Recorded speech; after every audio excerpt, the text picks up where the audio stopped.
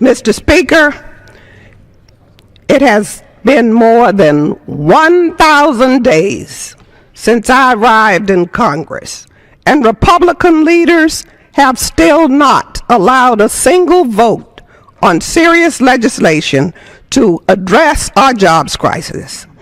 Instead, this House has voted 46 times to defund or delay health care for people who desperately need it, wasting precious time.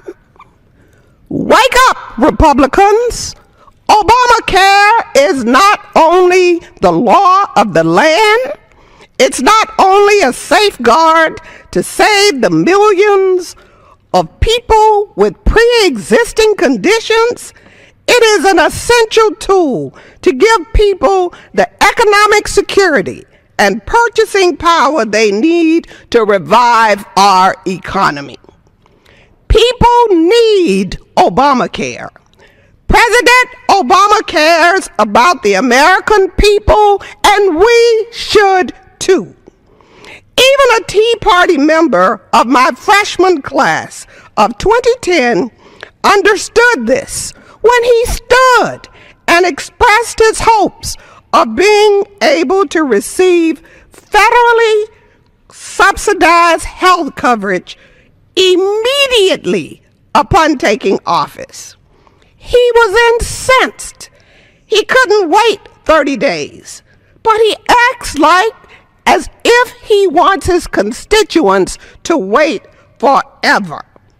People all over the world are amazed that we do not have universal health care like they do. We are the world power, and they're saying, you don't have universal health care in America? Mr. Speaker, people want health care. People deserve health care. And Mr. Speaker, people want jobs. No one wants to revive the Great Recession by playing dangerous games with our economy. But you know what? That's precisely what this House is doing. This is scary. I'm nervous. I'm stunned by the insensitivity. The whole world economy rests on America's Treasury bonds. Let me repeat. The whole world economy rests on America's Treasury bonds. Mr. Speaker, when we play with fire on the debt ceiling, you threaten to burn down the buttress on which Americans' 401ks, mutual funds, small businesses, and stock portfolios rest.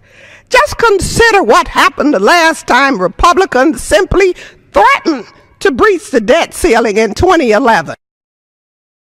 Government bonds were downgraded, retirement assets plummeted, and homeowners saw big hikes in their monthly payments. That was just for talking about breaching the debt ceiling.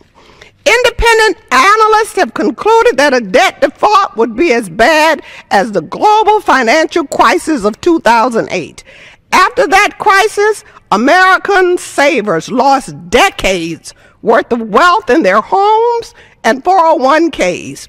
We are still living with massive unemployment from that crisis to this day. While some members of Congress may like to behave as though we've moved past our unemployment crisis, it's a different story when you look at African Americans. 13% unemployment. The Hispanic community, 9.3% unemployment. And the youngest workers, 22% unemployment. Across America, there are nearly 12 million people officially out of work and tens of millions more who are underemployed or who have simply given up looking. America's public sector workers are teachers, firefighters, construction workers, public health workers, medical researchers, public defenders, bus drivers, social workers, and police have already suffered so painfully. First, under the sequester, and now under the shutdown. But a default would devastate every worker and every retiree. It would hit every 401k, every mutual fund, every stock portfolio, every mortgage payment, and every student loan, and every business loan. It's impossible to be physically conservative or pro-business. It's time for Congress to pass a clean debt ceiling bill. Mr. Speaker, open the government. Mr. Speaker, raise the debt ceiling. Mr. Speaker, let's begin to address our real crisis. Ladies, time has expired. Jobs. The chair recognizes the